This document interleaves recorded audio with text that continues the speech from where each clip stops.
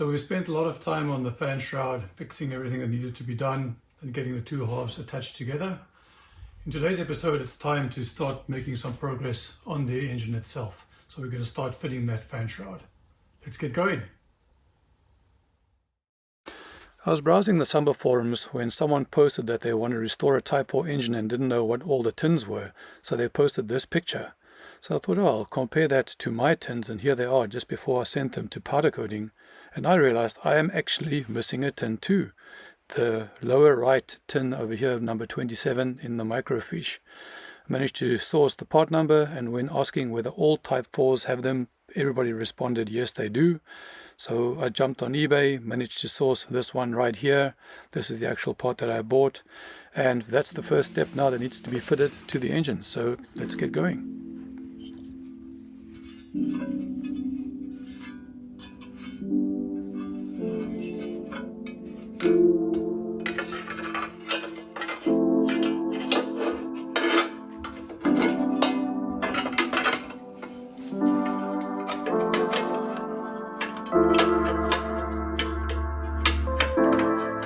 Taking so long here is that if I just put it in this location, the thing falls down and falls out. I needed to stay there whilst I fit the fan shroud. So you'll see I'm going to end up leaving it a little bit higher up for now and then putting it into place later.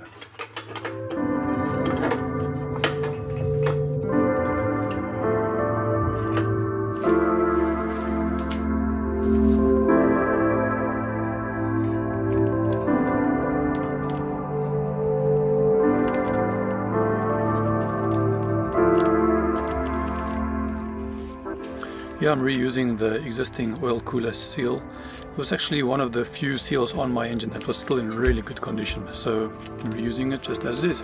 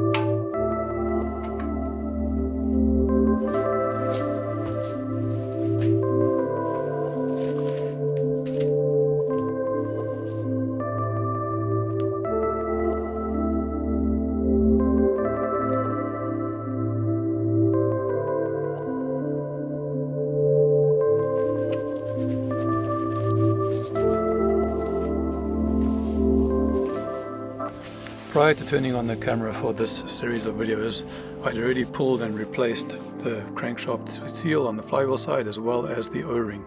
And here you can see both of those parts. So I'm just mentioning that here for completeness.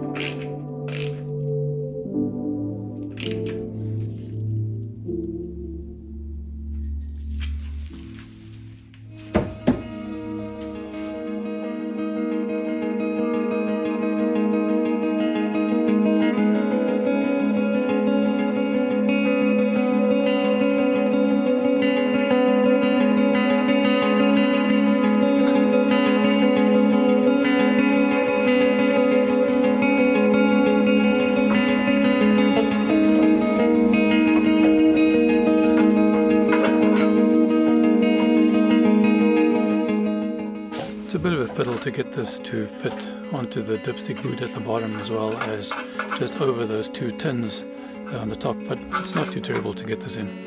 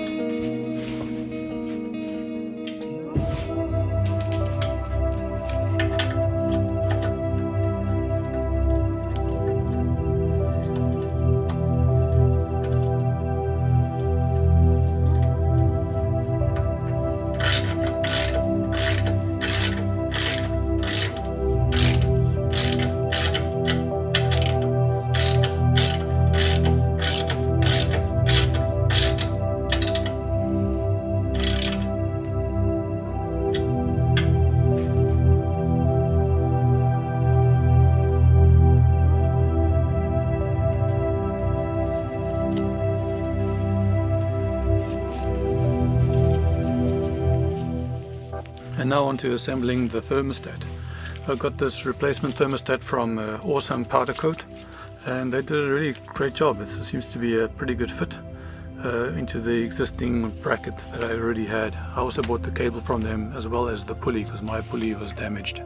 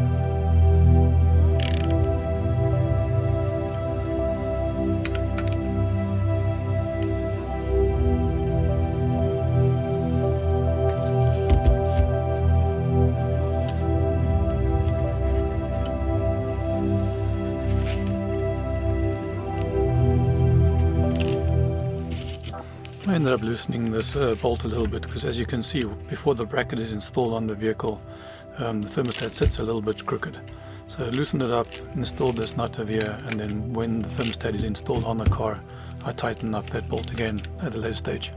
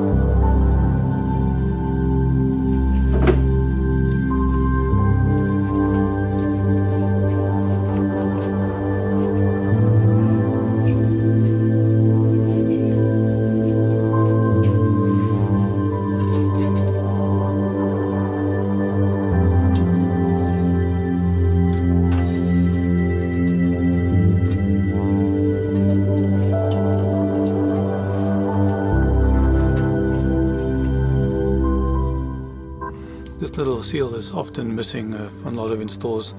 I wasn't able to buy a replacement, so I just got some silicone sheet and just cut out a circle and made a small hole, and that seems to be working very well. Here's what the part should look like in the microfiche.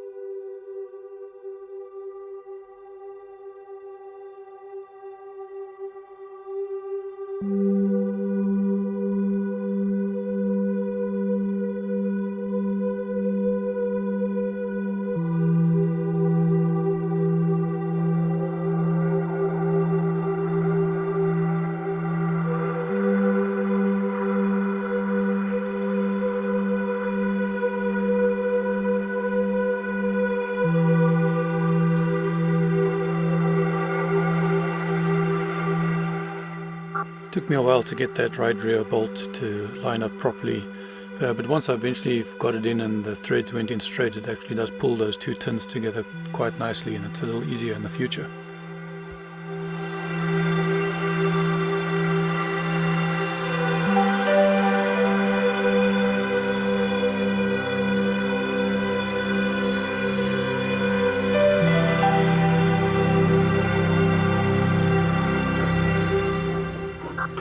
This is a little trick if you don't have an extra pair of hands to help you hold the thermostat flaps into the closed position. I just jammed in this pair of pliers and the handle was just right in the hole there to hold it into this position, so I could then easily attach the wire by myself.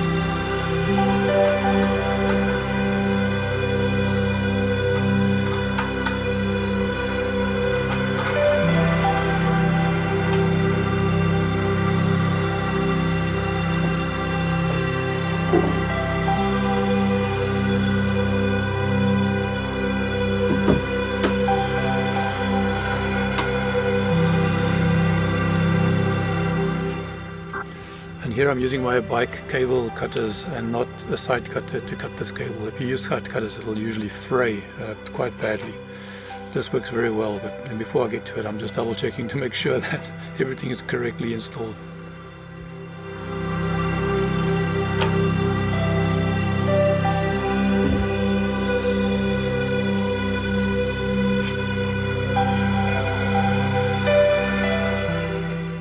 Also using for one of those bike brake ferrules at the end of this cable just to keep it neat and tidy. Now I'm just going to crimp it into place using the same tool.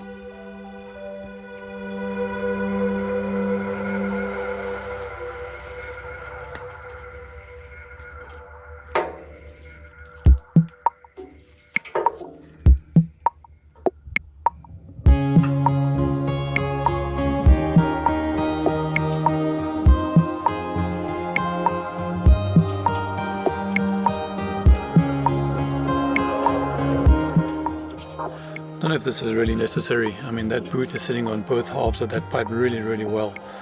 But I guess if it can't harm, it's cheap insurance, so I just popped on 2 quick cable ties here just to hold it on even more firmly. They are a little fiddly to get on though, as cable ties often are.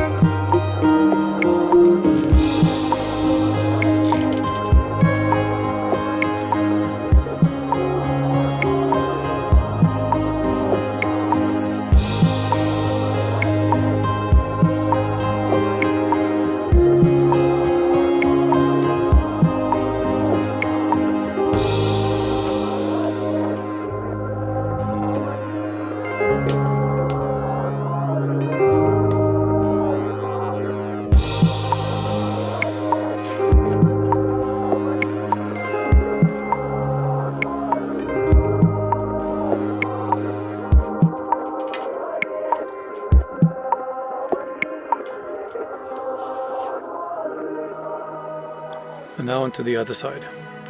When I disassembled my bus, this is what I found. Someone had hacked this in the past. So I tried to panel beat it a little bit, got it into this state, but this inspired me rather than to replace, to try and repair, and inspired me to buy a welder and try to weld. So here you can see the welded panels before I sent them off to powder coating. They're by no means perfect, but they have a story to tell, and they're definitely a lot better than they were. So let me carry on installing them.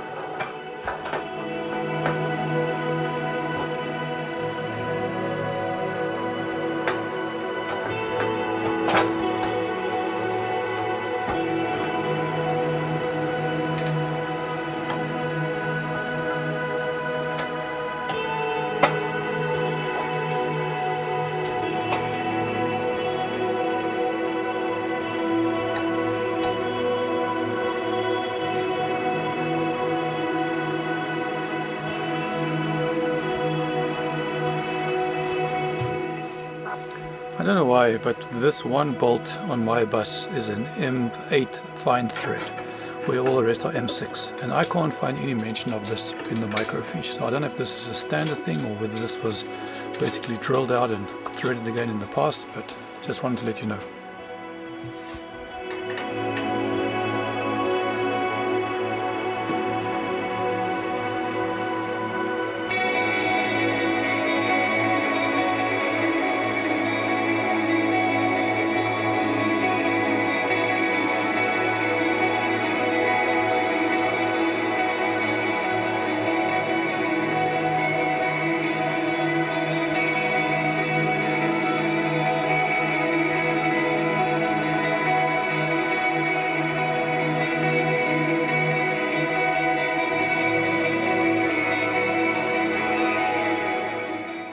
No, there's always one bolt that's a bit troublesome. On this side it was this one. Bit of fiddling to get the thread to go in nice and straight, but I got there in the end.